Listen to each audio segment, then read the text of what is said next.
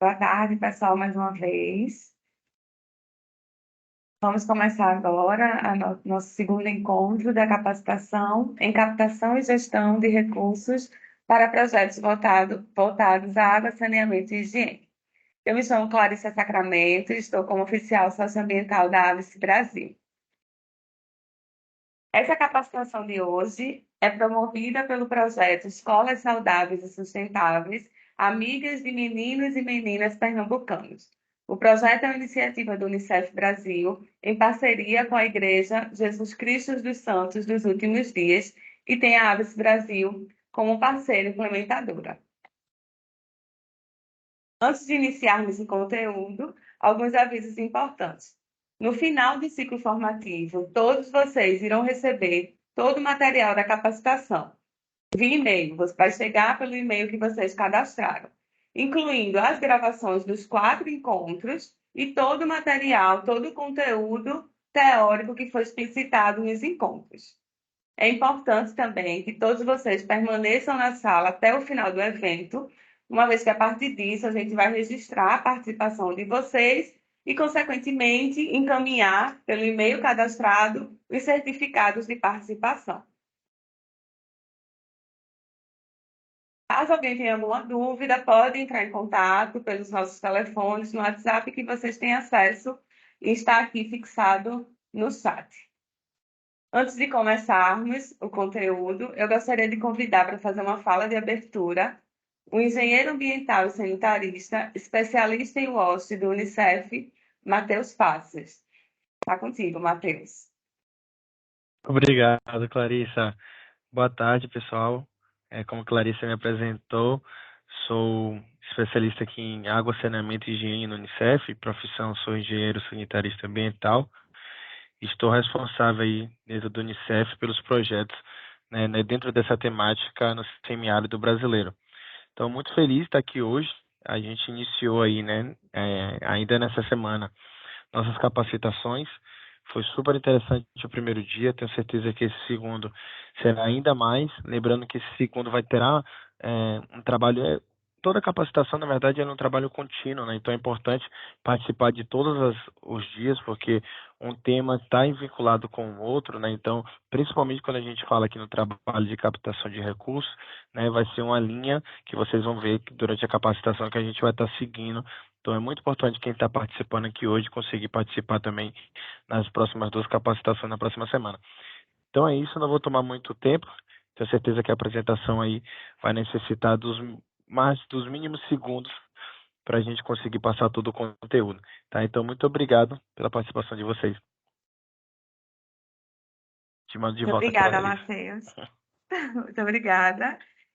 Eu também convido, nesse momento, para fazer uma breve fala, a gerente do projeto Escolas Saudáveis e Sustentáveis, Tatiana Bello. Boa tarde, pessoal. Vocês me escutam bem? Fiz agora uma cara assustada porque minha conexão caiu. E aí eu digo, meu Deus, bem na hora que eu vou falar, mas está tudo certo.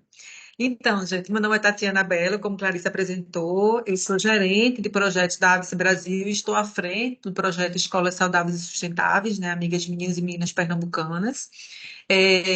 Faço parte da ABC Brasil, que é uma organização brasileira sem fins lucrativos, e a gente trabalha, né, contribuindo na melhoria das condições de vida, né, das pessoas e também com a emergência humanitária. A gente atua hoje em 11 estados e Distrito Federal. A gente é uma organização local, mas a gente tem um vínculo com o Nexo Internacional porque a gente originou a partir da Fundação Avice, né, que é uma organização italiana, né, que está aqui desde a década de 80, presente em mais de 39 estados.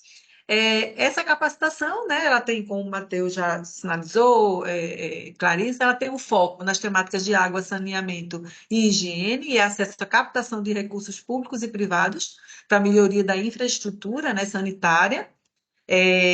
Ela vai visar aí atender pelo menos 200 gestores municipais e escolares, sobre a importância desse acesso, né, à água e higiene nessas escolas para o desenvolvimento da infância, bem como captação de recursos para a melhoria dessa infraestrutura.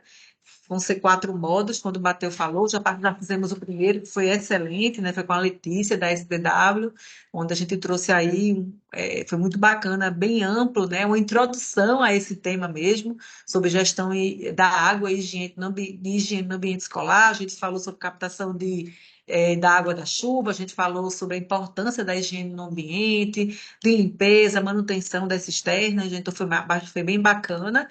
E aí a gente está hoje com Patrícia, né, que vai estar falando um pouco sobre captação de recursos, o que é essencial saber, né? Então é desde a escrita até a prestação de contas, foi um passo a passo, o material está bem bacana, a gente tem alguns links que vai direcionar vocês para alguns exemplos práticos, né, de como realizar essa captação. Depois a gente vai vir com onde estão esses recursos, que vai ser bem bacana também. Então, onde é que a gente vai buscar, né? Que recursos públicos são esses, privados, que a gente pode estar acessando. E o final, a gente vai falar do PDDE Água, né? Que é bem interessante, onde vocês todos podem, né, a partir de algum perfil, de algumas informações, poder estar acessando. Então, a estratégia é realmente a gente aumentar a capacidade institucional, né, dos municípios de acessar políticas e recursos de reforço mesmo, ao acesso à água, saneamento e higiene, né? E tornar o projeto sustentável, né? A gente, acho que você já passa, a maioria talvez já tenha vivenciado projetos, então eles têm uma vida, né? Um início, meio e um fim. O projeto da gente tem duração de 12 meses, então é até julho do ano que vem. Então a ideia é realmente que depois que o projeto termine, os municípios realmente, né, possam ter essa possibilidade de pensar em captar outros recursos, ver outras estratégias para fortalecer as ações voltadas a essa temática, né? Então, eu agradeço desde já a disponibilidade de vocês, né? A gente sabe que é uma correria danada, não é fácil a gente parar para a gente se capacitar, mas é importante, né, para a gente se fortalecer, fortalecer o município, né, contribuir com os nossos beneficiários, com nossos meninos, com nossas crianças. Então, desde já agradeço e desejo aí uma boa capacitação, tá bom?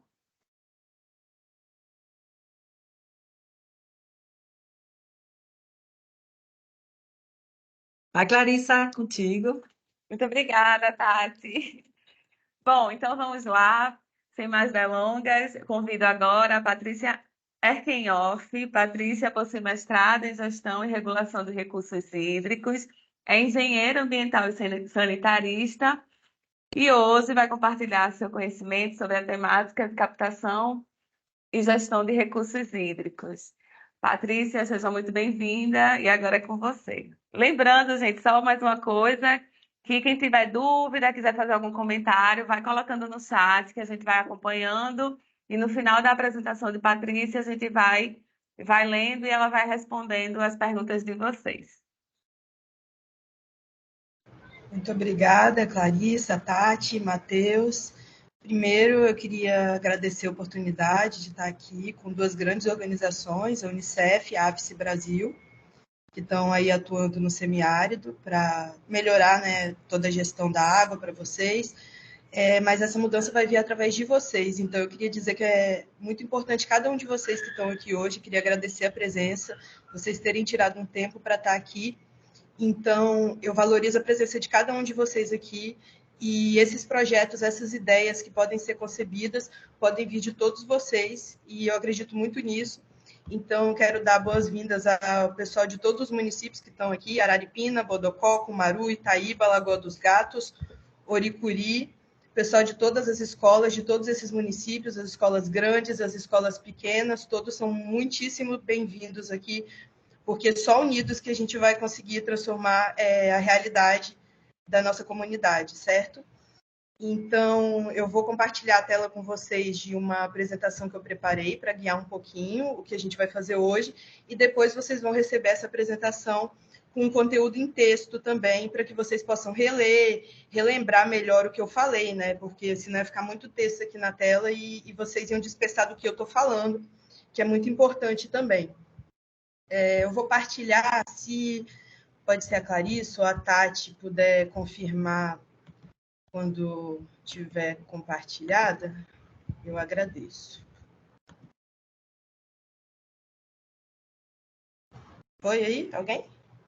É que eu não consigo ver mais vocês agora. Foi sim, Patrícia. Tá Foi? ok, pode seguir. Então tá. Gente, hoje o nome dessa capacitação é a elaboração de projetos. Então, antes de eu falar diretamente sobre elaboração de projetos, eu vou explicar primeiro o que eu vou falar aqui. Vão ser 90 minutos eu falando, mas também um tempo para vocês tirarem dúvidas.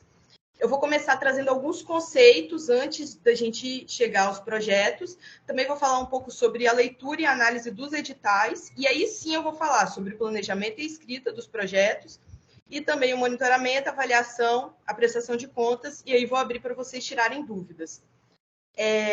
Eu vou tentar falar o mais claro possível, mas eu quero que vocês não tenham nenhum problema em mandar dúvidas aí no chat, porque ao final eu vou responder, certo? E usem também o chat como uma forma de vocês se conhecerem aí os municípios próximos, que isso também é muito importante. Primeiro, quando a gente fala de projeto já é uma coisa muito mais avançada. Antes do projeto, a gente tem que observar a nossa realidade e ver o que a gente quer mudar, o que é preciso mudar. E isso daí é que cria o ambiente para a gente começar a pensar em transformar isso em um projeto. Então, o que eu estou dizendo para vocês é o seguinte, essa necessidade de mudar o lugar pode ser uma necessidade que você está vendo que é preciso, mas é um desejo seu. Como a gente está falando de projetos de recursos hídricos, eu vejo muito mais como uma percepção de necessidade, muitas vezes. Certo? E aí, quando a gente vê que tem essa necessidade de mudar algo na nossa realidade, a gente identifica uma oportunidade. Poxa, eu posso intervir naquilo ali para causar essa transformação, seja ela qual for, que está me incomodando. Tem alguma coisa que eu estou vendo que está me incomodando.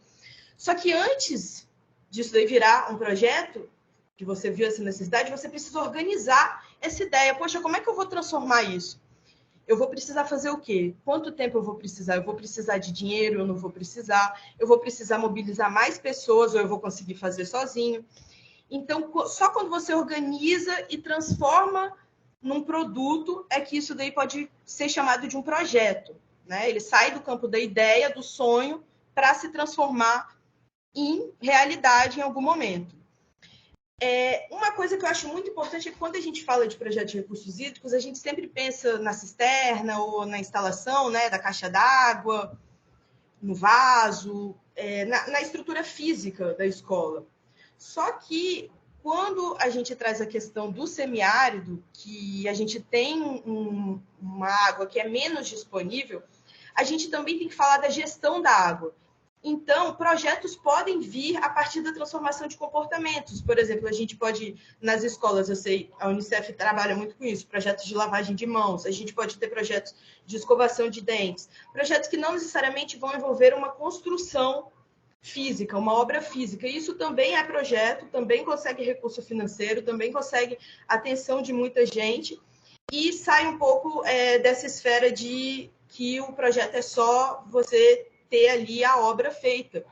Porque muitos dos nossos comportamentos a gente pode mudar através de projetos de educação ambiental, que é você ensinar ali as crianças que vão levar esse conceito também para casa, para os pais. Os professores aprendem junto com as crianças, porque surgem ideias. A gente tem nas escolas desenvolvimento de tecnologias.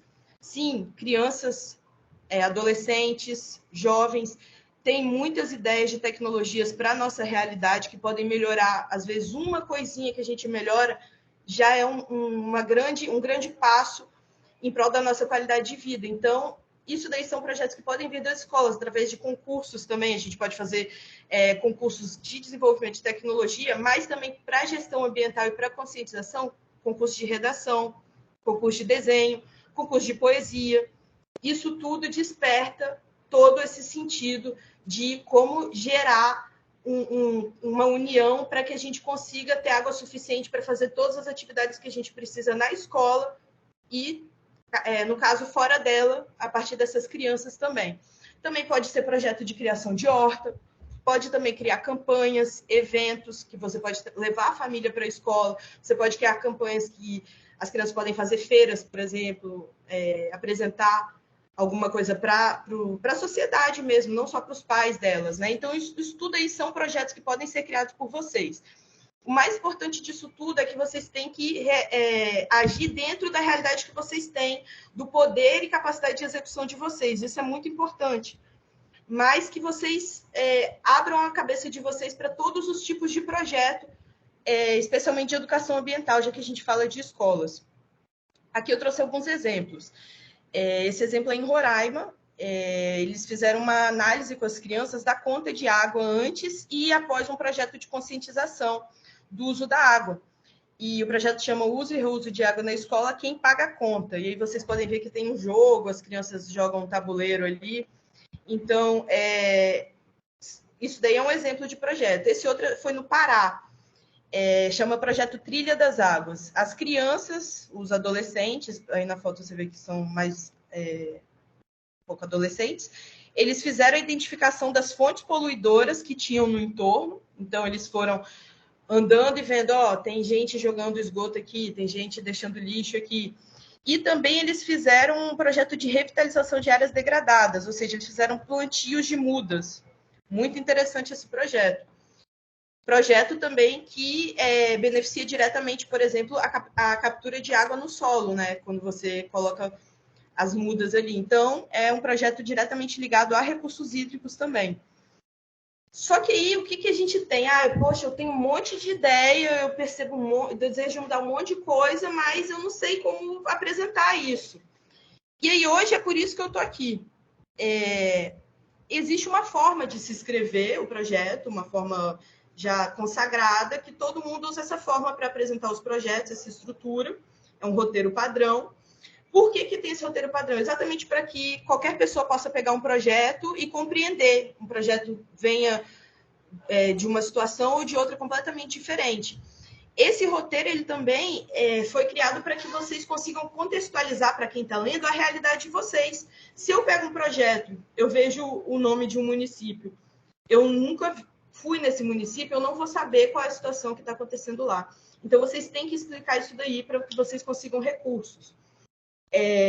Outra questão é que, quando a gente segue esse padrão, as ideias são apresentadas de uma forma organizada e a pessoa consegue entender quais vão ser as ações que vão ser tomadas para que esse projeto aconteça. Então, por isso que é importante ter esse roteiro. Mas eu ainda não vou apresentar esse roteiro, antes eu vou falar uma coisa que, quando a gente apresenta o projeto, muitos desses recursos vêm da leitura e análise de editais. Então, antes eu queria dizer para vocês que é muito importante vocês lerem os editais para que vocês possam apresentar esses projetos escritos. E o edital vai ter as informações essenciais para que vocês consigam alcançar esse recurso. No edital vai ter quais são os critérios que têm que ser atendidos, quais prazos e qual a documentação. Vou falar rapidamente sobre cada um deles. Quando eu digo prazos, porque muitas vezes esses editais envolvem outras pessoas. Vocês têm que pegar documentos timbrados, têm que pegar algum documento com a prefeitura ou com algum outro departamento, às vezes algum dado sobre a própria escola.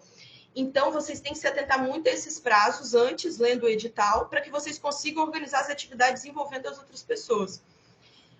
Sempre é importante incluir também um espaço para ter um atraso. Às vezes, acontece alguma coisa na última hora e a gente tem que ter uns dias ali para que a gente possa atender esse prazo, senão a gente vai perder aquele edital. E tem editais que são anuais, tem editais que, às vezes, até a cada 2 ou 3 anos, tem editais que acontecem só uma vez.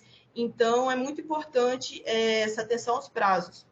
E, claro, eles são obrigatórios. Também, cada edital ele tem critérios próprios. Então, eles vão pedir, às vezes, algumas regras. Só pode entrar se for um projeto no município tal. E aí você não vai poder entrar. Então, você tem que ler o edital para ter certeza, não fazer o projeto e depois descobrir alguma coisa diferente. Às vezes tem modalidades diferentes. Um projeto que é para construção, um projeto que é para reforma, um projeto que é só para educação ambiental. Então, você tem que ler, descobrir isso no edital. E também tem editais que vão pedir coisas além disso, justificativas mais embasadas sobre aquela realidade. Vão precisar de mais dados. Inclusive, vocês vão ter a capacitação do PDD Água, e o PDD Água é um dos editais que exigem dados. Vocês têm que declarar que vocês não têm, né, água ou esgotamento sanitário. Então, isso tudo vem do edital em particular, por isso que tem que ler com muita atenção. Aí, falando um pouquinho das documentações que podem ser exigidas no edital, para vocês terem ideia de como é importante se atentar a outras pessoas que podem ter que participar desse processo. Às vezes o edital vai exigir uma ata de uma reunião constatando que foi necessário aquele projeto ou constatando aquela realidade. A maior parte dos editais pede documentos em papel timbrado. Alguns vão pedir CNPJ da prefeitura, a cópia do termo de posse, RG e CPF do prefeito, até a adimplência, o pagamento correto pelo uso dos recursos hídricos. Então, também certidão negativa de débitos, seja com a União, tributos federais. Então, isso tudo é para vocês se atentarem nos editais, antes de eu falar com vocês sobre a escrita do projeto. E, claro, como vocês estão vendo que é muita coisa, é essencial que a gente tenha uma liderança, porque todas essas informações elas vão ter que ser reunidas. E essa liderança ela é essencial em todas as etapas e eu vou mostrar para vocês por quê. Mas muitas vezes esses editais eles contemplam também a parte de monitoramento. É exigido que você faça o monitoramento dos progressos. Então, por isso que essa liderança ela vai ter que estar em todas as etapas até o final. Mas, mais do que isso, a liderança ela tem que ser uma pessoa de referência para organizar a documentação, para submissão do projeto, para apresentar de forma organizada, objetiva. Essa pessoa vai ser a pessoa que vai conseguir reunir tudo que é necessário para que seja feito o projeto, certo? Então, quando eu falo de liderança, é essa pessoa que vai fazer com que tudo que está espalhado seja organizado ao final, vai solicitar os documentos, vai organizar e vai ser a referência. Quando as pessoas pensarem no projeto, elas vão pensar nessa liderança. Agora eu vou falar um pouquinho sobre como escreve esse projeto. Como que é esse roteiro que eu estava falando para vocês que a gente tem. Eu dividi ele em 10 passos básicos, que é o que normalmente é necessário num projeto. E eu vou falar sobre cada um deles com a maior riqueza de detalhes possível. E lembrem-se que vocês têm todo o espaço para tirar dúvidas aqui, mandar no chat, certo? E eu posso voltar depois e responder o que vocês não entenderem. Mas os 10 passos, basicamente, que eu vou falar são: primeiro, vocês vão ter que, quando escrever um projeto, identificar a instituição que está escrevendo o projeto, seja ela a escola, a Secretaria de Educação, a Secretaria de Meio Ambiente, a Secretaria de Saúde, todos esses podem, né, fazer projetos relacionados à área de recursos hídricos, também Secretaria de Obras, depende, cada município tem um nome. Vocês têm que se identificar, têm que contextualizar o território de vocês, têm que justificar esse projeto, então tem que falar o porquê que tem necessidade dele, tem que falar os objetivos desse projeto, metas que esse projeto vai ter, quais as atividades, a metodologia, né, que ele vai seguir, como ele vai ser feito, as ações que vão ser tomadas, né? Eu vou falar um pouco sobre indicadores, que é uma parte muito interessante, que é quando a gente monitora o projeto e mostra que ele teve benefícios, e vou falar ao final sobre a união de tudo isso, o marco lógico e a planilha orçamentária, que é o dinheiro que você vai gastar com isso, e também o cronograma de tempo dele. Então, para cima agora, quando eu falo da identificação da instituição, a instituição ela precisa ser identificada. Então, como eu falei, se for escola, se for secretaria, você tem que colocar o nome, todas as informações daquilo ali. Todos os órgãos estão envolvidos. Às vezes o projeto ele vai ter mais de um órgão, então você tem que dizer, a prefeitura, com a escola, com todo mundo, e dizer a contribuição de cada um deles. A secretaria está ajudando com o recurso financeiro, a escola está entrando com a organização, a coordenação do projeto.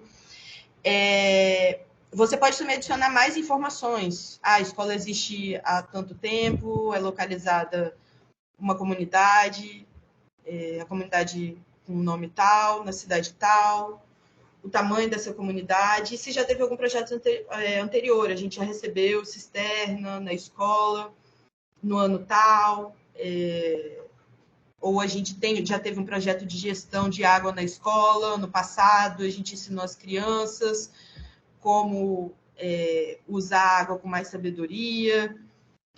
E aí depois a gente vem para o contexto do território. Lembra que eu falei para vocês que a pessoa não sabe onde vocês estão e quem vocês são. Então, vocês têm que dizer geograficamente onde vocês estão. A gente está no estado de Pernambuco, no semiárido, a cidade maior que tem aqui de referência é a cidade tal. As características climáticas que vocês podem colocar são muitas. Eu vou mostrar um exemplo aqui para vocês. Mas cada lugar vai ter uma característica, né? Não tanto climática, mas com relação à localização geográfica. Às vezes tem um rio próximo, às vezes não tem esse rio próximo. Então, por isso que vocês precisam contextualizar, especialmente no projeto de recursos hídricos.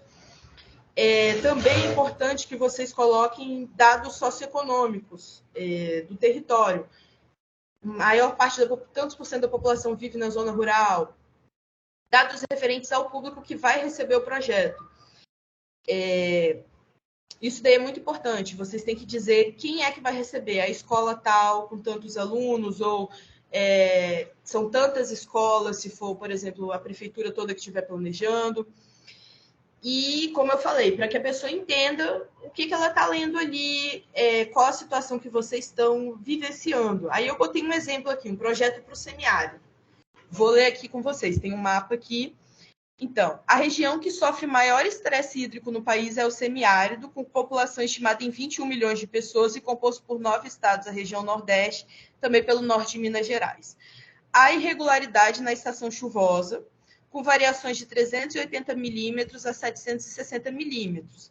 E a água de poços subterrâneos não pode ser usada para tudo, pois não é abundante e por muitas vezes é salinizada. Portanto, a seca é parte indissociável do semiárido. Aqui foi uma contextualização do território, que eu fiz de exemplo para vocês.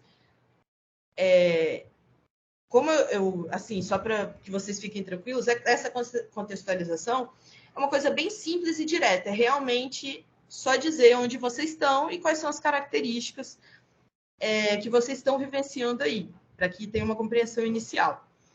E aí, o que acontece é que depois a gente tem que fundamentar o porquê que a gente está fazendo aquele projeto.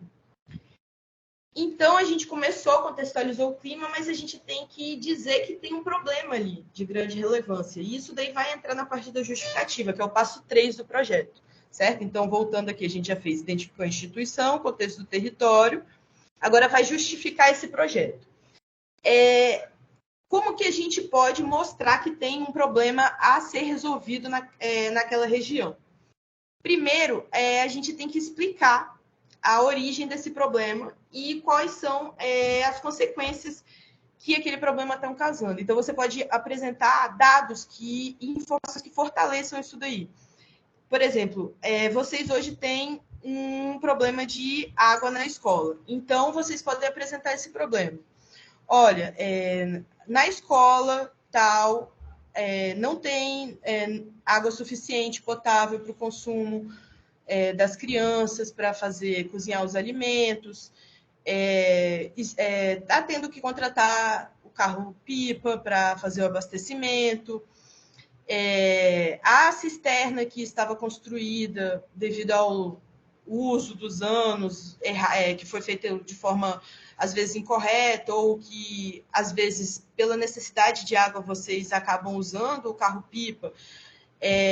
A gente não está mais usando a cisterna para coletar água da chuva, e as crianças não estão tendo água para beber, a gente está tendo que comprar água para as crianças, porque a água que tem aqui não está boa o suficiente, a gente está tendo que comprar toda semana. Aqui vai ser onde vocês vão apresentar isso tudo. E aí a gente identificou que, aqui vocês vão apresentar a justificativa também, que pode ser feito um projeto, uma intervenção, um projeto que a gente vai colocar outra cisterna para coletar água da chuva e vai deixar essa daí para encher com água-pipa e vai reconstruir o telhado bonitinho, vai ser esse o nosso projeto que a gente identificou. Porque a gente acha que as crianças vão ter água limpa com a implantação dele. Isso é uma justificativa, por exemplo, para um projeto. Então, vocês precisam justificar tudo que está acontecendo de negativo. Não é só chegar com um problema e falar, não é focar na solução quando vocês justificam. É falar tudo o que está acontecendo. A gente está tendo que comprar água, as crianças estão sem água, então a gente não tem como dar descarga. o vaso a gente só dá descarga ao final da aula, as crianças não têm água para lavar a mão. Isso tudo são justificativas que vocês têm que apresentar aqui, certo? Depois que vocês contextualizaram o local, justificar o porquê que surgiu essa necessidade de transformação. E aí vai entrar a parte do objetivo. O objetivo, quando você escreve no projeto, é você dizer que o projeto ele tem que alcançar alguma coisa ao final. Lembra quando eu falei que vocês percebem uma necessidade de transformação no início, um desejo, uma necessidade? O objetivo do projeto é essa necessidade. Qual foi essa necessidade?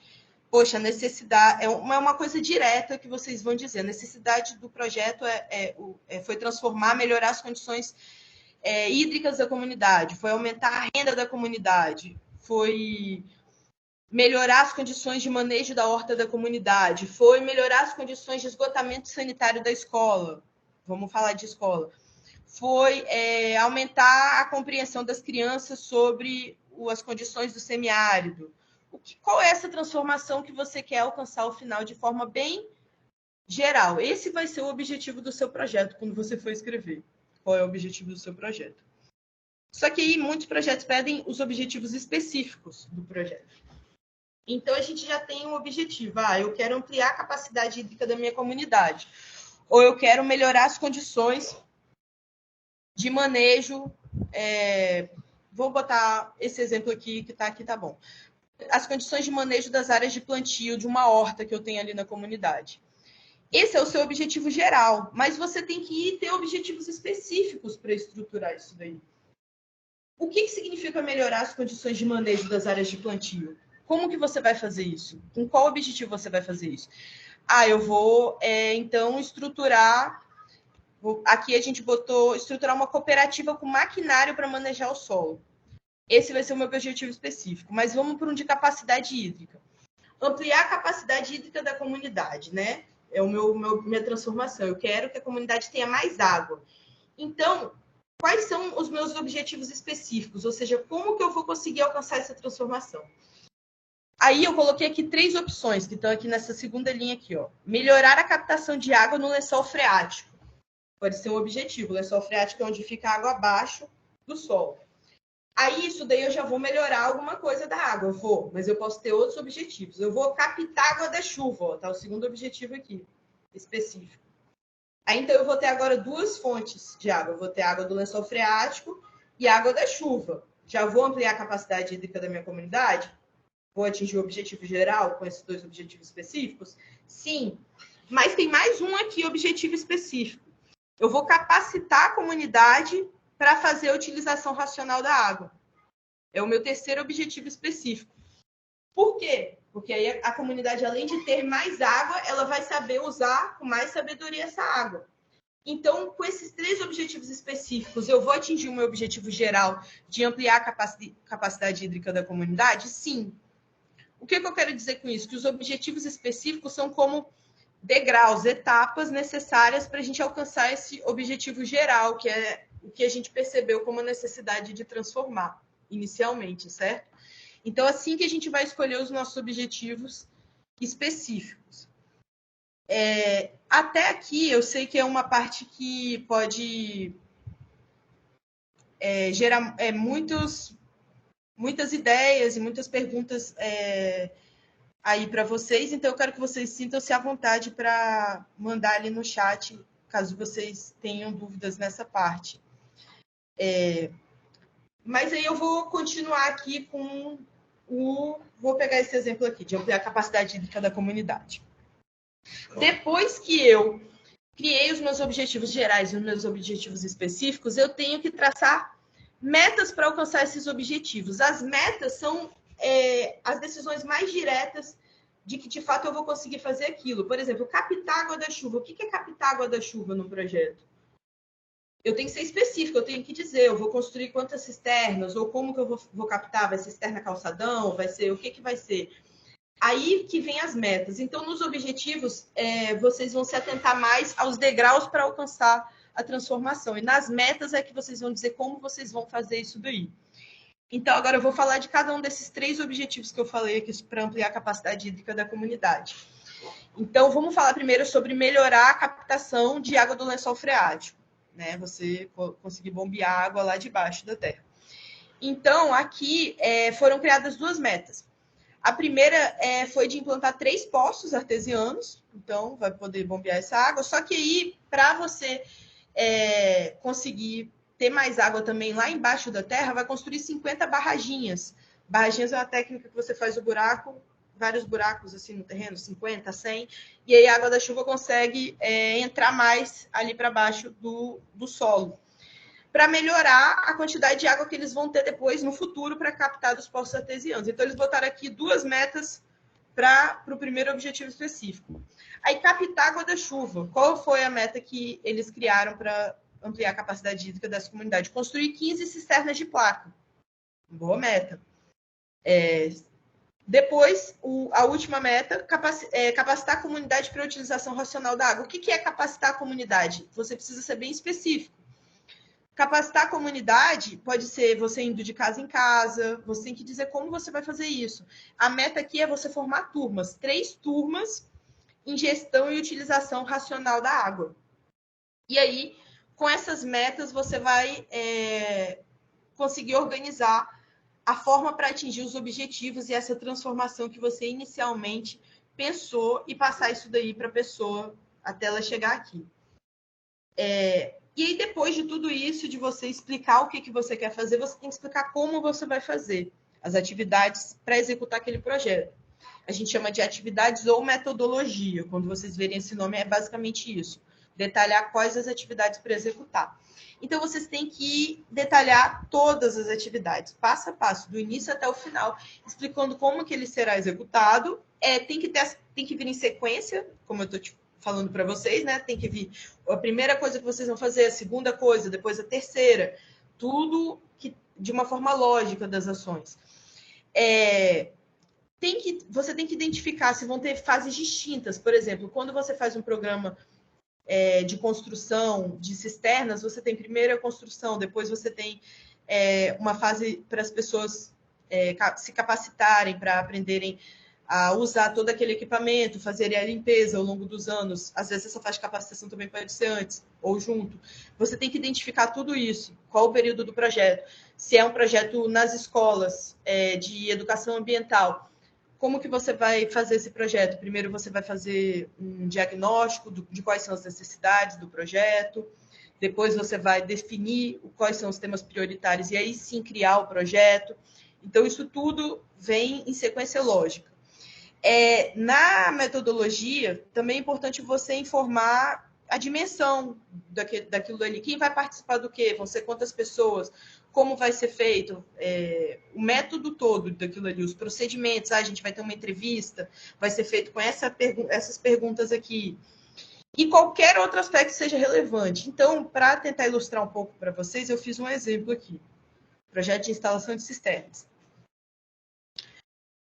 A gente tem que listar as atividades de execução. Então, eu botei aqui, primeiro, vai ser feito um diagnóstico do local, se é possível instalar, às vezes o terreno não tem uma fossa onde você queria instalar a cisterna e aí não pode. Então, você tem que fazer esse diagnóstico todo, quantas escolas vão receber, se está tudo certo, o telhado, se vai ter que instalar de novo, o que vai precisar ser feito para instalar a cisterna. Depois, a segunda etapa, eu botei uma mobilização. Vou ter que mobilizar os interessados em instalar a cisterna para explicar como é que vai ser o projeto, ver se eles têm interesse, se eles vão ter como participar. Depois, a terceira atividade, eu botei uma capacitação.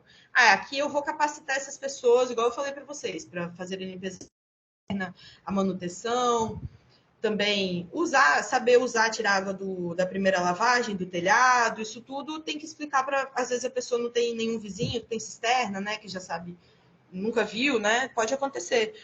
Aí, a quarta etapa, construção da cisterna.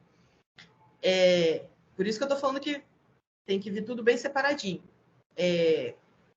Construção vai ser a obra. E, por último, o apoio técnico. Depois que for construída, essas famílias ainda vão precisar de algum apoio técnico. Pode acontecer alguma coisa, as cisternas podem, inclusive, ter algum problema técnico, que vai ser detectado nessa parte de apoio técnico após a construção. E aí, Patrícia, beleza, mas eu só vou listar assim, 1, 2, 3? Não. Cada uma dessas atividades, o diagnóstico, a mobilização, vocês vão ter que explicar como vai ser feito. Igual eu falei aqui rapidamente, vai ter que explicar. Então, eu peguei o diagnóstico e dei uma explicada aqui. Como seria um diagnóstico? Vou ler aqui para a gente entender como explicar. O diagnóstico vai ser realizado com o objetivo de identificar as condições de disponibilidade de água nas escolas e verificar as condições do local. Primeiramente, serão verificadas as instalações hidráulicas, o número de alunos e a quantidade de água, para ver se precisa, né? Também serão verificadas a existência e as condições de uso de cisternas antigas, as condições dos telhados, o espaço do terreno, a localização das fossas sépticas. É o que eu vou ver no diagnóstico, eu tenho que dizer tudo aqui para quem está lendo. As informações coletadas serão analisadas, organizadas, em diagnóstico individual de cada uma das escolas, e resumo geral com as escolas que atendem os critérios para instalação, e depois a priorização das que se encontram em situação de maior estresse hídrico. Pronto, detalhei como vai ser o diagnóstico. Só que isso daqui eu tenho que fazer para todas as atividades, para mobilização, depois eu tenho que escrever como vai ser. Quando eu for fazer a mobilização, vou reunir numa reunião, explicar como é que vai ser o projeto. As escolas têm que disponibilizar o ajudante do pedreiro, então a escola tem que estar, entendeu? A mobilização vocês vão dizer como vai ser feita. A capacitação é a mesma coisa. Capacitação, a gente vai fazer 5 oficinas de 1 hora cada, e a gente vai ensinar isso na oficina 1. Na oficina 1 a gente vai ensinar como é que faz a lavagem de telhado. Na oficina 2 a gente vai ensinar como é que faz a limpeza da cisterna. Na oficina 3 a gente vai ensinar como que faz o tratamento da água para o consumo. Então, isso tudo tem que ser detalhado da capacitação passo a passo. A construção, a mesma coisa. A gente vai contratar uma empreiteira, ou a gente já tem. O que tem que ser dito também.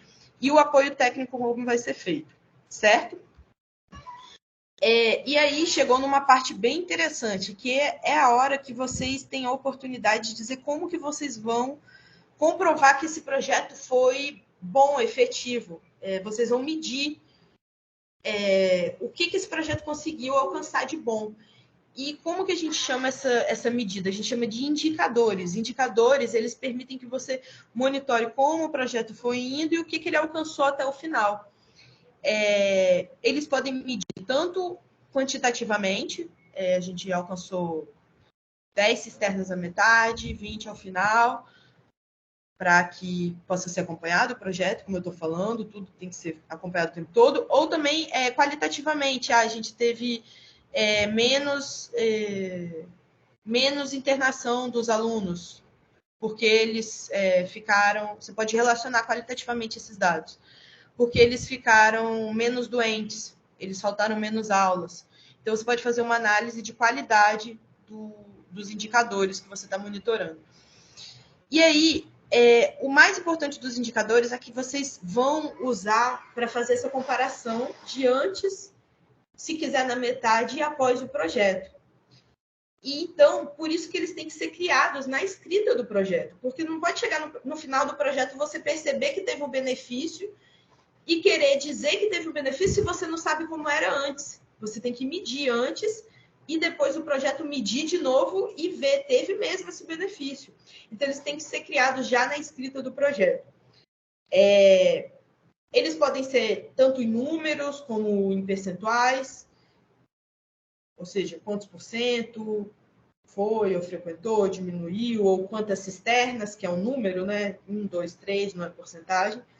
E você pode também fazer uma comparação de vários temas quando a gente fala de recursos hídricos, porque a partir do momento que essas crianças têm crianças, adolescentes, até os colaboradores têm melhores condições de acesso aos recursos hídricos, vocês vão ver melhores indicadores de saúde, de nutrição, as crianças vão ganhar peso, a frequência escolar vai melhorar, as crianças vão frequentar mais a escola porque vão ficar menos doentes, ou porque vão ter melhores condições durante o período menstrual.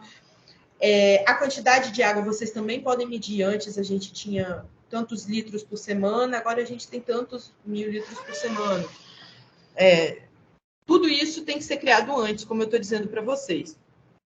E aí, quando a gente criou a meta lá atrás, a gente pode criar indicadores de execução. São indicadores mais simples e mais diretos de serem criados e vão atender a necessidade na escrita do projeto de ter um indicador. Esses indicadores de execução, eu botei aqui para o mesmo exemplo que a gente estava falando no caso de um projeto de cisternas, né? A gente tinha o objetivo geral de melhorar as condições hídricas do local e a gente criou os 3 objetivos: captar água do lençol freático, captar água da chuva e capacitar a comunidade. A gente criou as metas. Para captar água do lençol freático, a gente vai implantar 3 poços artesianos e 50 barraginhas. E aí eu posso criar indicadores de execução. O que são esses indicadores de execução? Eles vão provar que eu executei aquilo ali. Então, eu vou ter 3 documentos de perfuração e implantação após o projeto que eu vou apresentar. Esses são indicadores de execução. 50 barraginhas. Eu vou apresentar 50 documentos de execução que vão mostrar que eu escavei aquelas barraginhas. Vou construir 50 cisternas de placa para 15 cisternas de placa para captar água da chuva. Qual vai ser o indicador de execução que eu vou apresentar ao final? 15 documentos de recebimento da cisterna. É um indicador de execução. Vou capacitar a comunidade. Então, são 3 turmas de gestão e utilização racional de água. Quais são esses indicadores de execução? Vão ser 2 capacitações de 2 horas cada para essas 3 turmas. Eu vou ter que mostrar que eu fiz isso ao final. Eu criei esses indicadores de execução, o que tinha antes e o que tinha depois. Antes não tinha esses postos, não teve essa capacitação e depois teve. E aí, ao final, vocês vão apresentar o marco lógico do projeto, que é a união de tudo isso que eu estou falando para vocês. Uma ordem onde vocês vão ter todos os objetivos específicos que vocês criaram para aquele projeto, seja captar água da chuva, seja estruturar uma cooperativa com trator, igual foi aquele exemplo inicial, seja capacitar não a comunidade, mas capacitar as crianças para que elas possam fazer uma lavagem de mãos melhor, que vai reduzir a incidência de doenças transmitidas ali pelo contato, né, das crianças, às vezes a noção mesmo de higiene da criança, que é menor, ainda não construiu, né? Então, capacitar essas crianças poderia ser uma meta. E aí vocês vão criar esses indicadores de execução, quantas capacitações vão ser, a meta, né? Quantas capacitações vão ser? Vou capacitar todas as escolas, eu vou capacitar 90% das escolas. E os indicadores de execução, como você vai comprovar que você capacitou isso daí? Indicadores de execução, vou capacitar, então, 90%, vou verificar como? Vou apresentar um relatório da atividade, vou apresentar fotografias disso daí, vou apresentar, de repente, uma lista de presenças das crianças, ou se for uma capacitação com a comunidade, uma lista de presenças da comunidade. Se eu vou construir cisternas, eu posso apresentar um termo de recebimento. Então, isso tudo eu vou organizar de uma forma que quem vai ler o projeto vai entender como ele vai acontecer do início até o final, como ele foi criado para acontecer e para ser comprovado. Uma das últimas coisas, ainda não é a última, além de apresentar tudo isso, agora a pessoa já entendeu o projeto, já entendeu quais são os objetivos que eu tive para aquele projeto, o geral, os específicos, as metas que eu criei para aquele projeto e como que eu vou comprovar essas metas, que são os indicadores, igual eu mostrei aqui para vocês, e os meios de verificação. E aí agora eu vou fazer uma planilha orçamentária, que é quanto que vai custar esse projeto. Isso é muito importante, ainda mais se a gente está falando de pedir recursos financeiros. A planilha orçamentária, às vezes, o que a gente pode pecar muito é não incluir tudo que tem que ser incluído, certo? A gente tem que incluir o quanto que a gente vai gastar com recursos humanos, a gente vai ter que chamar um profissional, a gente vai ter que pagar os encargos desse profissional, a gente vai ter que alugar algum equipamento, algum trator para alguma construção, às vezes uma comunidade que não tem energia elétrica vai ter que levar um gerador, como que eu vou fazer isso? Os deslocamentos que eu vou fazer até aquela comunidade para o projeto, vai e volta, monitorando, vai e volta, às vezes fazendo diagnóstico, tudo isso tem que ser quantificado. A alimentação envolvida das pessoas que estão envolvidas no projeto, todo mundo vai ter que se alimentar ali durante o período de trabalho. Os custos que você vai ter futuramente com o projeto, com insumos, por exemplo, quando a gente fala de cisternas, a gente fala também de tratamento da água, você vai ter que, se for a alternativa escolhida, clorar aquela água, como que esse orçamento, como ele vai funcionar. É sempre muito importante que, quando a gente fala de projetos, a gente não comprometa a qualidade do nosso projeto na busca de preços melhores. Às vezes a gente quer, né, conseguir aquele preço a qualquer custo, mas não pode comprometer a qualidade do nosso projeto. E a gente tem que priorizar sempre lojas e fornecedores locais, porque esse recurso ele vai retornar para o município de diversas formas, tanto o dono da loja, né, que vai gastar lá, mas também vai pagar os funcionários, vai gerar nota fiscal, que vai gerar tributos que vão para a prefeitura. Também, quando a gente está priorizando lojas e fornecedores locais, a gente está criando o crescimento mesmo socioeconômico da região. Acho muito importante essa parte na planilha orçamentária. E aí, o orçamento ele é apresentado mês a mês. Lembra que eu falei para vocês que tem que incluir tudo? Agora eu vou mostrar o que seria um orçamento mês a mês. Então, a gente tem aqui, por exemplo, assim, no mês 1, que é o mês que eu vou fazer o diagnóstico, eu vou fazer um monte de deslocamento, vou gastar um monte. Aí você bota aqui no mês 1 quanto. Vou gastar tanto com alimentação, depende de quantas pessoas. Vou gastar tanto com mão de... ainda não vou gastar com mão de obra, porque ainda não vou ter começado a construir. Então, aqui vai ser 0. Opa, desculpa, gente. E com material também vou gastar ainda 0. Não vou no mês 1. E aí você vai e soma no mês 1 quanto que deu. Deu tantos R$1.000 aqui.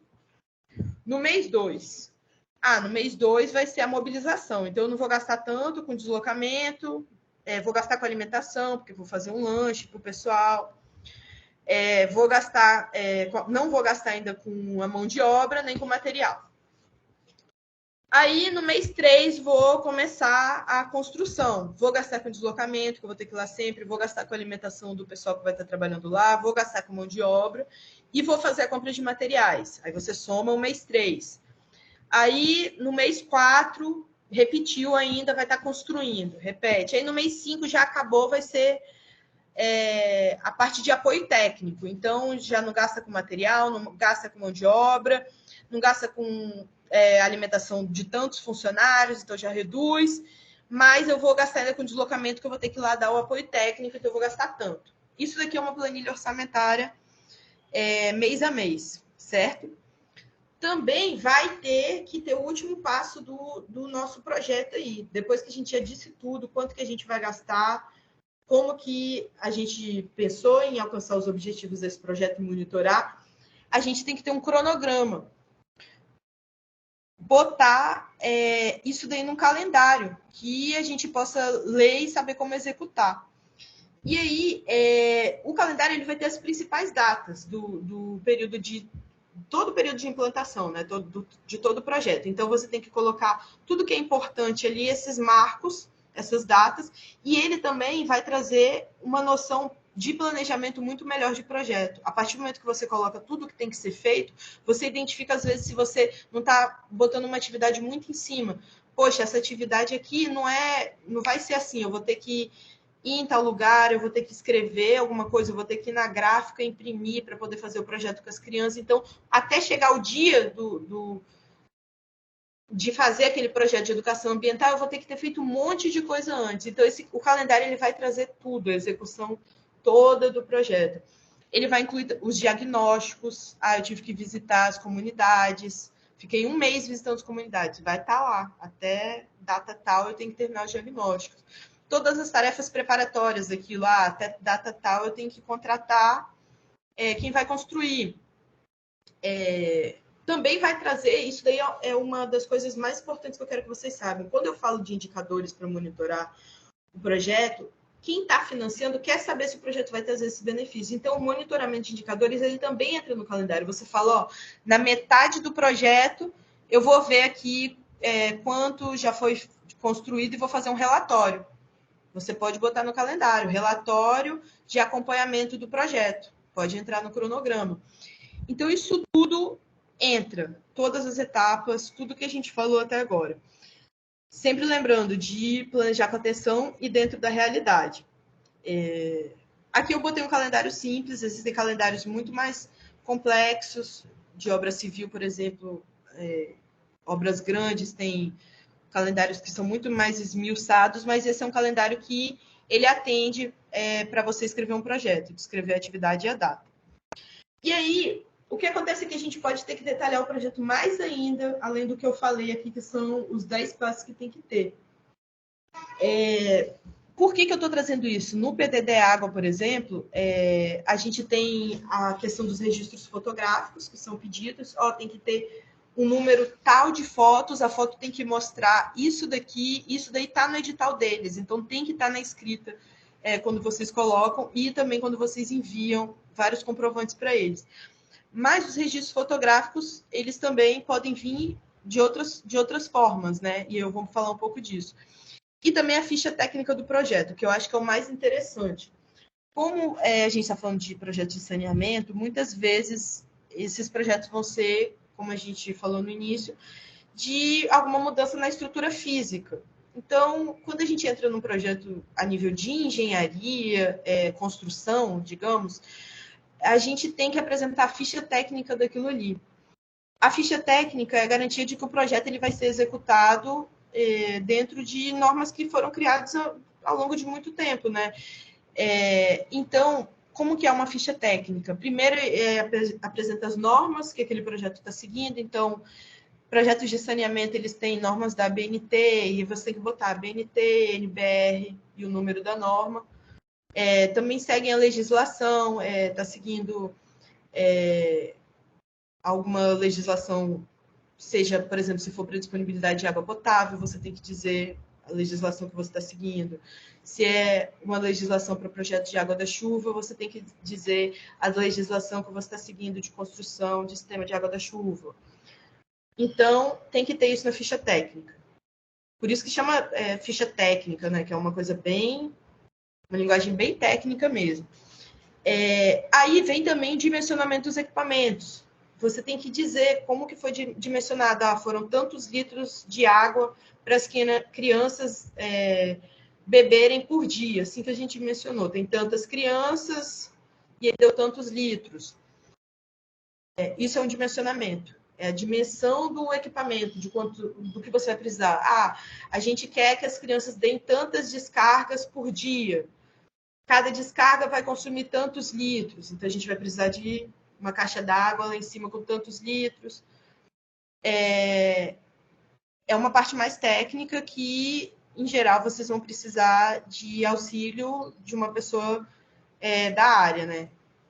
Vem aí também a lista com o material e as quantidades. Quando a gente estava falando do orçamento, obviamente você não vai dizer quanto você vai gastar de material, tirar assim, né, da cabeça. Então, vem também uma lista com o material e as quantidades, no caso da engenharia civil. Você tem que dizer, eu vou precisar de tantos sacos de cimento, eu vou precisar, deixa eu pensar, muita coisa, vou precisar de tanto de areia. Às vezes já tive em obras assim, que até a água para a gente misturar, fazer, né, o cimento, teve que estar nos custos. Então, teve que botar tantos carros-pipas para preparar aqui o material concreto para a gente construir. Então, isso tudo tem que vir. Quanto você vai precisar? Tudo em quantidade. Os profissionais envolvidos. Poxa, é uma obra de engenharia civil, então a gente tem um engenheiro, ele é da Secretaria de Obras da cidade, nome tal. Ou esse projeto está sendo feito pelo arquiteto tal. Se necessário, tem que ter isso daí. Também você tem que dizer nessa ficha técnica se vai ser necessário, quais são os procedimentos de instalação e depois de manutenção necessários. Muitos equipamentos, construções, têm procedimento de uso e manutenção.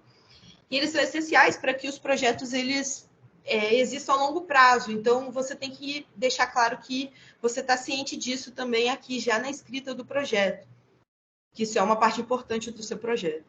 E também as recomendações de segurança, especialmente grandes obras, até obras pequenas, você tem que dizer se vai seguir alguma NBR básica de segurança, se vai ter equipamentos para proteção. Isso é uma ficha técnica de um projeto de engenharia civil.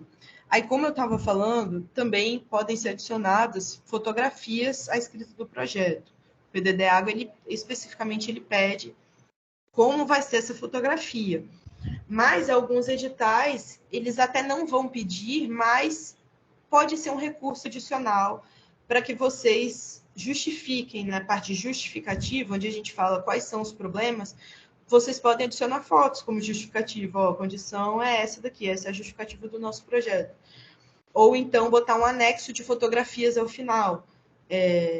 Fotografias podem ser encontradas no anexo tal, e botar fotografias que contextualizem para quem está de fora. Por que vocês têm que ter esse olhar de quem está de fora? Porque ao tirar a foto, ela precisa ter uma qualidade que seja visível para quem não está no ambiente, né? Ela tem que ser bem iluminada. E isso tudo aí são recursos que vocês podem usar na escrita dos projetos e que são muito importantes na busca por recursos financeiros especificamente, no caso da fotografia. Aí, vocês lembram que eu estava dizendo para vocês que quando a gente organiza um projeto, a gente tem que incluir também o monitoramento dele. Eu vou monitorar, na metade eu vou fazer um registro. Então, por isso que depois de escrever o projeto, eu estou falando aqui sobre essa parte de monitoramento. Vocês, a partir do momento que conseguirem esse recurso financeiro ou esse apoio de alguma organização, o aporte vai vir de recursos e vocês vão ter que continuar prestando contas para essa instituição, para essa organização. Então, o monitoramento é uma segunda parte também que vem junto da escrita do projeto. Vocês já incluíram lá quais metas vocês vão monitorar, quais indicadores, e agora eu vou falar um pouco dessa parte aqui. Por que a gente monitora? Porque vai garantir que o projeto está acontecendo igual você falou que ia acontecer lá no início, igual você mandou no edital do projeto. E aí, por isso que é muito importante, quando a gente está monitorando um projeto, sempre tirar foto, sempre guardar todos os documentos da construção, porque isso tudo você pode usar no relatório ao final, ou tirar foto das oficinas que estão acontecendo com as crianças, igual eu mostrei fotos ali no início. Isso tudo é comprovante de que você está monitorando. O monitoramento, ele também vai fazer com que seja tudo executado conforme o cronograma. Em geral, os cronogramas de projeto eles são muito apertados, sempre acontece alguma coisa, mas você está ali em cima. E aí, você também tem a possibilidade de controlar um imprevisto que está acontecendo. Então, eu diria que é uma das grandes partes assim, para que o projeto dê certo ao final. Né? Depois de todo o trabalho de escrever, a gente garantir que ele dê certo ao final. E também vai ser no monitoramento que a gente vai coletar os indicadores. Então, eu vou apresentar ao final aqui outro tipo de indicador interessante para vocês. Mas, por exemplo, digamos que eu crie um indicador que eu quero zerar as doenças as faltas por internação na escola. E aí eu vou, na metade do projeto, eu vou monitorar as faltas. Então, eu vou lá e vou coletar quantas faltas tiveram com 6 meses de projeto, para ver se eu estou conseguindo. Isso daí vai fazer com que eu veja se eu estou alcançando qual era o meu objetivo. Então, o monitoramento ele inclui também essa coleta de indicadores. Não é só tirar foto, não é só juntar documento, é também pegar dados de que você está conseguindo fazer aquilo ali. Aí aqui, vou falar um pouco de outros indicadores. A gente falou de indicadores de execução, né? Agora eu vou falar de indicadores de desempenho, porque como eu cheguei na parte de monitoramento, fica mais fácil vocês verem como podem criar indicadores legais para os projetos de vocês, para comprovar os benefícios. O primeiro, como eu falei aqui, eu falei faltas, né? Vamos fazer internações. Dados de números de internações por doenças de veiculação hídrica no início do projeto, com 0 meses, durante 6 meses e com 12 meses do projeto. Quais meios de verificação eu vou fazer isso? Eu vou coletar dados no hospital, teve tantas internações no hospital da cidade ou na unidade, no centro de atendimento da cidade, teve tantas internações. Eu vou fazer uma entrevista. Olha, pessoal, teve mais internação? Vocês estão se sentindo mais doentes? Eu vou coletar exames. Isso também pode ser usado de indicador, especialmente se a gente fala numa escola, ainda mais escolas menores. Podem ser coletados exames e comprovados que as crianças não tinham nenhuma doença de veiculação hídrica ao final do projeto, por exemplo. E, claro, um relatório de avaliação daquilo tudo ali. Outro indicador de desempenho muito interessante que poderia ser criado a partir de projetos de recursos hídricos, a variação nos quilos, nos pesos das crianças de 0 a 6 anos antes e ao fim do projeto. Se você faz um projeto curto, por exemplo, né? Porque, obviamente, as crianças vão crescer. Mas você pode fazer um projeto de 3, 4 meses numa escola e ver se essas crianças ganharam mais peso, porque elas vão estar menos doentes, vão ter menos episódios de diarreia, vão conseguir se nutrir melhor. Água e nutrição são irmãos, né? Então, é um exemplo de indicador de desempenho que vocês poderiam criar. Aí falei de número de faltas, de abstinência, né? E afastamento de alunos por causa de doenças. São outros indicadores de monitoramento que vocês podem criar em números e que vocês vão falar, olha, os alunos faltavam 2 vezes no mês e agora eles faltam 1 vez a cada 2 meses. Olha que dado legal. Para isso, você vai ter que coletar antes e depois. Então, para isso que a gente tem o monitoramento. E eu espero que com esses indicadores de desempenho, vocês vejam que tem muitas formas de comprovar benefícios dos projetos e que a gente, lógico, coloque indicadores de execução, né? Construir 15, fiz a capacitação, mas que a gente também veja o potencial de colocar indicadores que realmente mostrem a melhoria daquilo ali, daquele projeto, que são os indicadores de desempenho, igual esses exemplos. Como eu falei para vocês, muitos projetos eles vão precisar de alguma operação para funcionar, vão precisar de técnicas corretas de uso, senão você quebra a bomba, você tem que saber usar, você tem que saber da manutenção naqueles equipamentos, se for, enfim, independente do equipamento, você vai ter que, a longo prazo, intervir e garantir que ele está bem. Então, você vai ter que olhar lá, pode ser só uma checagem, ver que os tubos estão todos ligados. Às vezes você vai ter que fazer uma limpeza, no caso da cisterna, é indicado que você anualmente esvazie, faça uma limpeza próxima à estação chuvosa. Isso tudo aí, eles entram nessa parte de monitoramento, avaliação do projeto. A capacitação, o suporte técnico, o oferecimento de insumos que vão ser necessários, igual eu estou falando para as escolas, por exemplo, se for escolha da cloração, o cloro vai ser necessário, a limpeza dos banheiros vai ser necessário, produtos de limpeza, tem que entrar, insumos aí no monitoramento. Vai ser necessário que a gente forneça absorventes higiênicos para as meninas, insumos. Isso tudo está no monitoramento e tem que ser incluído, que vai haver isso daí ao longo do projeto. E aí, uma parte muito interessante é a prestação de contas. A organização financeira do projeto ela tem que ser comprovada de alguma forma. É uma parte essencial, ela tem que ser organizada separadamente. Não é parte desses relatórios comuns só para ver se foi feita a oficina, com fotografia. Vai além disso, porque quando a gente fala de recursos financeiros, a gente tem que comprovar que eles foram destinados exclusivamente para o projeto. Minimamente, você vai ter que ter 3 coisas para provar como você usou aquele recurso. Um relatório dessas atividades, então o que foi construído, o que foi feito, como esse recurso foi usado, o que teve antes, o que teve depois em saídas de recurso. Uma planilha financeira, e eu vou mostrar alguns exemplos aqui, mas você tem que ter esses comprovantes de que você gastou esse dinheiro, mas, desculpa, também, uma planilha. Já está acabando, viu, gente? Só está engasando aqui. Uma planilha financeira detalhando esses comprovantes, porque alguém pode pedir para checar como foi feito todo esse gasto. Então, na planilha, ela vai ver todos os comprovantes ali e o somatório daqueles gastos. E também os documentos que vão permitir que você faça essa avaliação. Eu vou mostrar alguns documentos aqui específicos.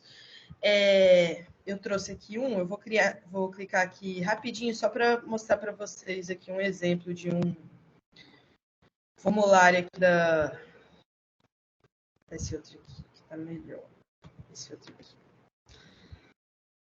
Vou mostrar para vocês como é que pode ser um demonstrativo, né, de execução financeira, um formulário para prestação de contas. Para que vocês tenham ideias que eles são realmente muito específicos e eles têm que ser preenchidos de acordo com o agente financiador, de acordo com o que o agente financiador vai exigir ou que ele vai fornecer de documento. Vai ter provavelmente o documento e pode ser que você precise da ajuda de algum contador para você conseguir entender completamente, o que não tem nada de errado, realmente é um assunto um pouco mais específico, né? Vai além do projeto. Então, você tem que preencher, né, a receita, quanto você teve de despesa e o quanto sobrou de dinheiro. Isso daí são exemplos de formulários específicos de prestação de contas. E aí, uma coisa que eu queria falar sobre a prestação de contas é que os recursos, eles têm que ser destinados exclusivamente para o projeto, né? E aí, como que a gente pode melhorar essa prestação de contas? A gente pode também fazer ela de forma pública, para a população, transparente. É muito importante que a gente combata atitudes que tenham um viés de corrupção, então a gente tem que respeitar, né, os procedimentos para escolher os fornecedores. Todas as pessoas que estão envolvidas no projeto, elas têm que ter essa conscientização de corrupção, de não privilegiar, de não ter nenhuma atitude que possa depois comprometer a imagem, seja do município, seja da escola, seja do projeto, porque isso daí também depois pode impedir que outros projetos sejam feitos, a população toda, ninguém vai se beneficiar com isso, essa é a verdade, sabe?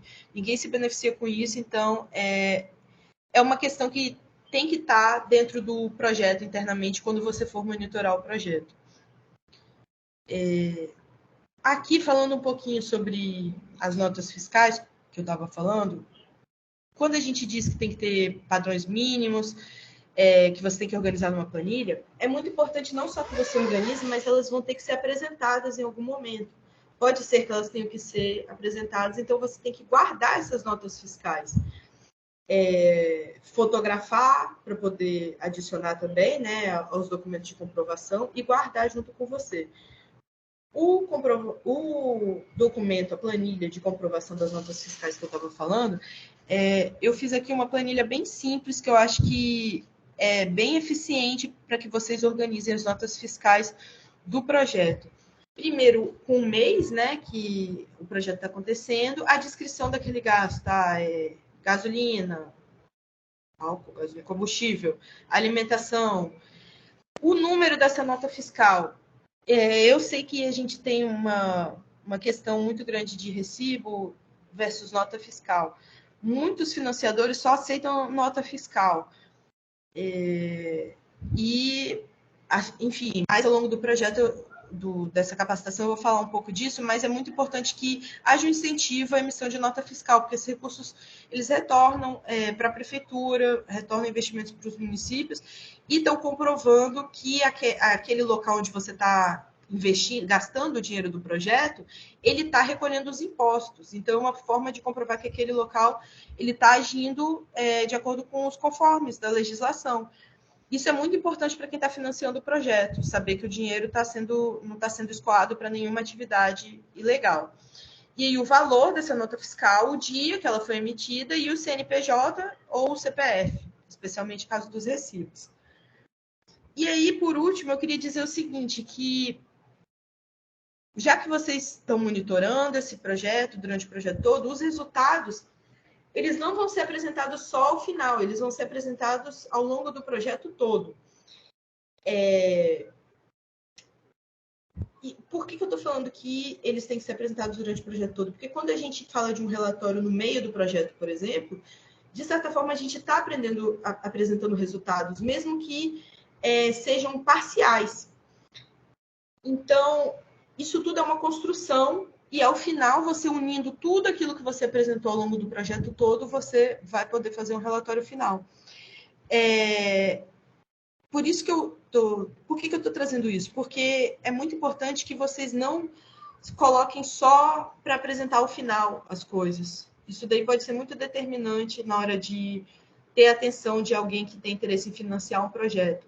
Que vocês não queiram só mostrar tudo no final, porque ao final pode ser que não tenha dado certo. Só que esses resultados, mesmo que vocês façam o monitoramento de vocês, organizem da forma de vocês, coletem os dados, vocês vão ter que apresentar conforme vocês definiram lá atrás, na proposta que vocês escreveram, tá? Então, por isso que eu estou dizendo que lá atrás você vai dizer o que você vai fazer e depois que você vai executando. E aí você vai apresentar esses relatórios de forma periódica, em geral, né?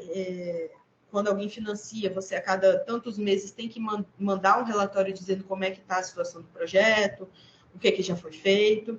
E aí, por último, você vai apresentar os relatórios no resultado final.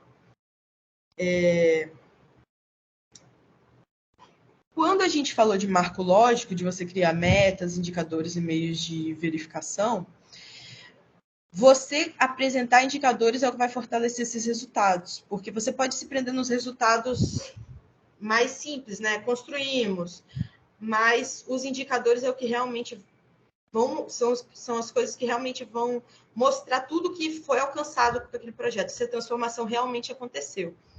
Então, eu queria pedir muita atenção de vocês quando vocês criarem um marco lógico lá atrás, para que vocês lembrem que isso é a essência, é o que vai mostrar para quem está financiando que aquilo realmente foi alcançado, a transformação. Pessoal, eu sei que foi muita coisa. Vou abrir agora, vou ver se vocês estão com uma cara de susto ou de alegria. Eu sei que eu falei muita coisa aqui para vocês, mas eu quero que vocês agora façam muitas perguntas ou pelo menos as perguntas que mais vão ajudar aí vocês. Eu acho que vocês não têm como falar comigo, então vocês podem mandar no chat essas perguntas. As meninas vão organizar, porque às vezes vai ter pergunta repetida. Oi, Patrícia. A gente tem uma pergunta aqui. Na verdade, o pessoal usa o chat mais para se apresentar, para falar os municípios e as funções que atuam. E aí a gente tem uma pergunta, considerando, só reforçando, né, que Patrícia estará com a gente também, dando continuidade a essa temática de captação de recursos na próxima semana, na terça-feira. Então, quem tiver alguma dúvida que não conseguiu é, colocar hoje aqui no Elaborar, né? chat, pode Elaborar a trazer também dúvida para ainda, dúvidas novas, né, Clarice? Pode trazer. isso. Aí eu vou só. Tem uma pessoa aqui que trouxe uma questão. Onde ela pode acessar esses editais, né? Onde acompanhar as publicações de editais para captação de recursos voltados para água, saneamento e higiene. Então, a próxima capacitação vai ser onde estão esses recursos. Não percam. Vai Mas ser assim, ótimo essa daí, que ficou uma chamada para a próxima mesmo, né? mas eu vou falar um pouco desses editais e também de outras formas de captar recurso, que não são editais, mas que também vão precisar de projetos escritos. Então, o mais importante de tudo isso é que a gente saiba que escrever um projeto, independente de ser para um edital ou para a gente pedir apoio a uma organização, vai ser necessário estruturar a ideia do projeto para fazer essa aproximação com a organização, esse comunicado. Então, o mais importante dessa capacitação mesmo é que vocês consigam entender a importância de transformar a ideia de vocês num projeto escrito, com ações, com cronogramas, com objetivos claros, com formas de monitorar que aquele projeto foi feito, e aí sim vocês vão poder correr atrás dos recursos, seja por editais, ou seja por contato direto também. Maravilha, Patrícia. Só para a gente finalizar, eu vou abrir o microfone aqui para a Ana Paula. Na verdade, o microfone já está aberto, ela pode falar. A gente fecha com a Ana Paula. Patrícia, ela vai fazer algum comentário, né, sobre o que a Ana Paula vai trazer. E aí eu fecho com alguns avisos para a gente concluir aqui no tempo. Pode falar, Ana Paula.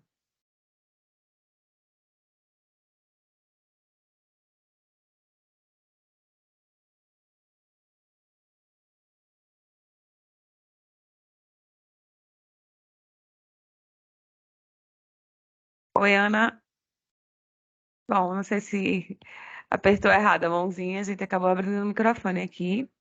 Mas aí, se ela quiser, caso não consiga falar aqui, a gente mais uma vez reforça que próxima semana a Patrícia vai estar com a gente, reforçando também que todo o material das capacitações vocês vão receber nos e-mails que vocês se registraram. Então, caso daqui a uma semana, né, uma semana após o prazo limite, né, para vocês receberem após a capacitação, se alguém não receber, entre em contato com a gente no telefone que a gente tem aí, que a gente passou para vocês. E se alguém quiser falar, Gente, se levanta vocês a mão. quiserem que eu volte em alguma parte, explique alguma coisa que não ficou clara, pode pedir.